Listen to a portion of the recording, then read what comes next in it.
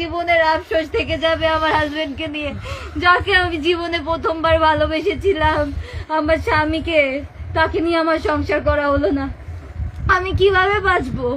ও নিঃশ্বাস নিতে পারতেছে না, ওর গা কত যে শক্ত ছিল, ঠান্ডা ঠান্ডা, ওর হাত পা শক্ত। ও যে কত সুন্দর ছিল, ও যে কত সুন্দর ছিল, আমার হাজবেন্ডের মতো সুন্দর ছেলে আমি দেখি নাই আমার লাইফে।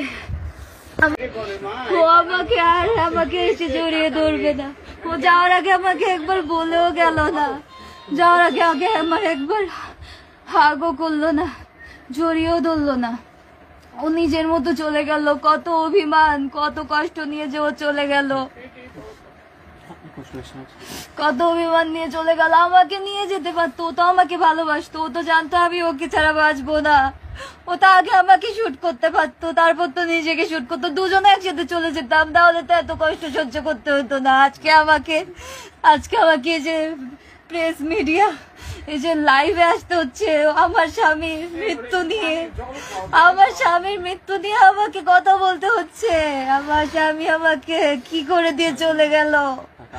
ওর মায়ের দায়িত্ব সেই 2 ভাইয়ের উপর, ওর সয় সম্পত্তি সবকিছুর উপর দিয়ে গেল, আর আমার দায়িত্ব দিয়ে গেল ওই কয়েকটা স্বর্ণের উপরে। আমার হাজবেন্ড সৎ মানুষ ছিল, ওর স্বর্ণ বেশি নাই।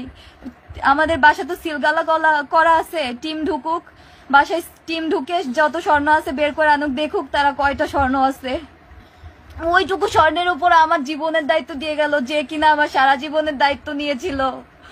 আমাকে একটু থাকতে দিল না আমার শাশুড়ি। এখানে হাজার হাজার মেয়ে আপনার জন্য কাছে, আপনার মতো যারা ফেস করে, আমার শাশুড়ি আমাকে একটু সংসার করতে দিল না।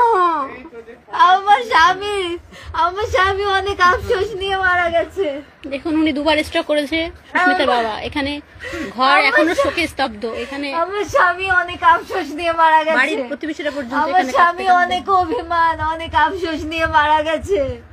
ওর মায়ের প্রতি ওর একরাশ অভিমান ছিল যে মা কেন বুঝে না যে তার ছেলে কি সে সুখী থাকবে, সে বুঝে না যে তার বউ ভালো না থাকলে সে কিভাবে সুখে থাকবে।